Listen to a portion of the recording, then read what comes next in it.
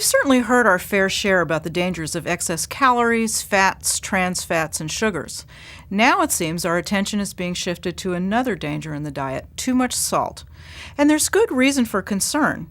It's been known for a long time that diets high in sodium increase the risk for high blood pressure and stroke. But with so much sodium in the food supply, we're simply eating way too much. There's no question that we love salt, and we have good reason to. Salt does much more than just make foods taste salty. Salt makes sweet foods taste sweeter, which is why some people put salt on their fruit, and it decreases bitterness and can even enhance the aroma of food. The newest dietary guidelines say that most people should limit their sodium intake to 2,300 milligrams a day, the equivalent of about a teaspoon of salt. And if you're over 50, your risk for high blood pressure increases, so you should cut back to about 1,500 milligrams. That's a tall order when the average American takes in more than twice that, or the equivalent of about 1.5 teaspoons of salt every single day. But most of the sodium we eat isn't coming from salt that we add in cooking or at the table. There's so much sodium in processed foods that even if you never picked up a salt shaker, you'd probably end up eating more than you should. We get heaps of sodium from processed cheeses, lunch meats, condiments, snack foods, and soups, and it gets hidden in foods that don't even taste salty.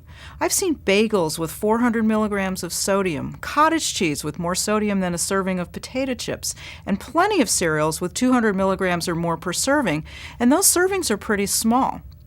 Restaurant dining is a double threat. Not only are the chefs heavy-handed with the salt shaker, but the portions tend to be huge too. A rack of baby back ribs from your local barbecue joint can pack nearly 2 days' worth of sodium. And plenty of healthy-sounding entree salads aren't much better. So one of the first steps in cutting back on your sodium, then, is to try to curb your intake of heavily processed foods and obviously salty things like snack chips, regular canned soups, and salty condiments. Read your labels carefully and look for low-sodium versions of packaged foods like beans, tuna, baked goods, cereals, and vegetables. Keep in mind that the closer foods are to their natural state, the less sodium they're likely to have. Regular rolled oats, for example, have absolutely no sodium, but some instants run as high as 250 milligrams per packet. Roasted fresh turkey breast has only about 15 milligrams of natural sodium per ounce, while processed turkey lunch meat has more than 20 times that amount.